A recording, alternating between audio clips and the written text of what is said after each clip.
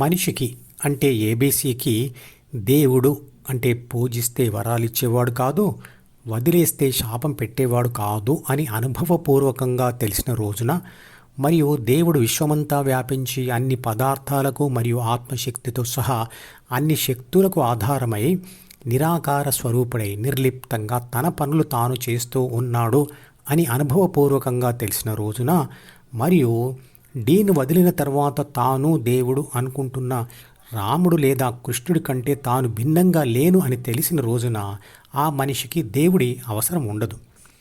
నిస్సహాయ స్థితిలో ఉండి ఆత్మ న్యూనతాభావంతో వరుస ఓటములతో బాధపడుతున్న వ్యక్తి దేవుడు అంటే ఏమిటో తెలియక తాను పూజిస్తున్న దేవుడు శక్తివంతుడు కాకపోవడం వలననే తనకు గెలుపు లేదా సుఖాలు రావడం లేదు అనుకొని కొత్త శక్తివంతమైన దేవుడి కోసం వెతకడం మొదలుపెడతాడు. మత మార్పిడులకు పాల్పడే ఇతర మతస్థులు ఇలాంటి వారి బలహీనతను దృష్టిలో పెట్టుకొని తమ దేవుడు హిందూ దేవుడి కంటే శక్తివంతుడు అని అబద్ధపు ప్రచారం చేస్తారు.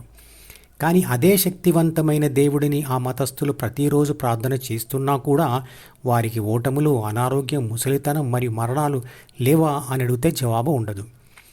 అసలు మనుషులకు తమ మతస్థుల సంఖ్య ఎక్కువగా ఉండాలి, ప్రపంచంలో అందరినీ తమ మతంలోకి లాక్కోవాలి, అందుకు హింస మరియు మోసం ఉపయోగించాలి అనే కోరిక ఎందుకు కలుగుతుంది?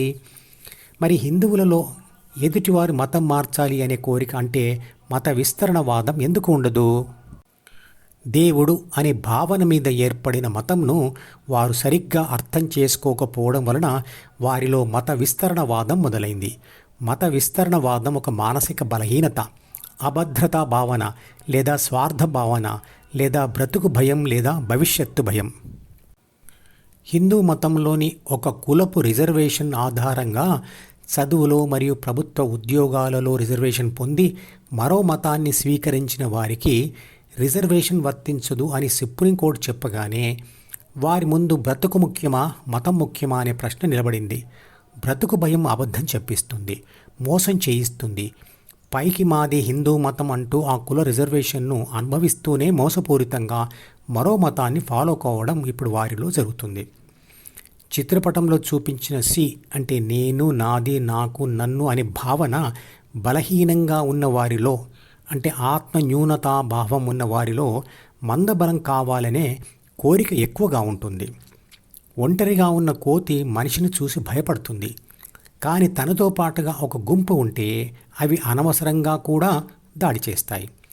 కానీ సింహం మందబలం కోసం చూడదు, అది ఆత్మవిశ్వాసానికి నిదర్శనం. ఆత్మవిశ్వాసం ఉంది అంటే చిత్రపటంలో చూపించిన సి బలంగా ఉంది అని అర్థం. అది ఇంకా పెరిగితే అహంకారం అవుతుంది, అది వేరే విషయం. మరి అదే బలహీనత హిందువులలో ఎందుకు లేదు అంటే వేదకాలం నుండి హిందువుల జీన్స్లో అంటే ప్రాథమిక మనసులో తరతరాలుగా చేసిన ధ్యానం, దానం మరియు తపస్సుల వల్ల దేవుడంటే ఏమిటో స్పష్టంగా తెలియడం వల్ల న్యాయం, ధర్మం, మంచితనం ఏర్పడి అవి ఇప్పటికీ బలంగా ఉన్నాయి. ధ్యానం వల్ల మానసిక స్థిరత్వం, తమ ధర్మం పట్ల విశ్వాసం, ఎటువంటి పరిస్థితుల్లోనైనా శాశ్వత శాంతి, ఆనందం ఉంటాయి. కాబట్టి మత విస్తరణవాదం అవసరం లేదు. ధ్యానయోగి చిత్రపటంలో చూపించిన సిని వదిలిపెట్టి ఉంటాడు కాబట్టి అతనికి ఆత్మ న్యూనతాభావం ఉండదు మరియు అహంకారం కూడా ఉండదు. నిజంగా మనుషులలో మందబలం పనిచేస్తుందా అంటే అదొక భ్రమ మాత్రమే.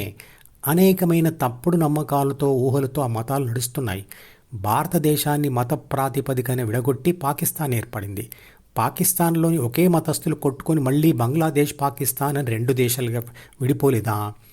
ఆఫ్ఘనిస్తాన్, పాకిస్తాన్ ఇప్పటికీ కొట్టుకుని చేస్తున్నాయి కదా. అంతెందుకు, ఆ మతాలలోనే ఉన్న ఒకే కుటుంబంలోని వ్యక్తులు అభిప్రాయ భేదాలతో తమలో తాము కొట్టుకొని సావడం లేదా? మతం పేరుతో మందగా ఏర్పడినంత మాత్రాన మనిషిలోని అహం అంటే స్వార్థ భావన మరియు దానికోసం చేసే మోసాలు మరియు హింస నశిస్తాయా? హిందువులను మతం మార్చడానికి మోసాన్ని మరియు హింసను ఉపయోగిస్తున్న ఇలాంటి సమయంలో మరి హిందువుల కర్తవ్యం ఏమిటి? ఈ ప్రశ్నకు సమాధానం అహింసో పరమో ధర్మః ధర్మహింస తదైవచ అనే వీడియో లింకును ఈ వీడియో డిస్క్రిప్షన్లో ఉంచుతున్నాను, వినండి.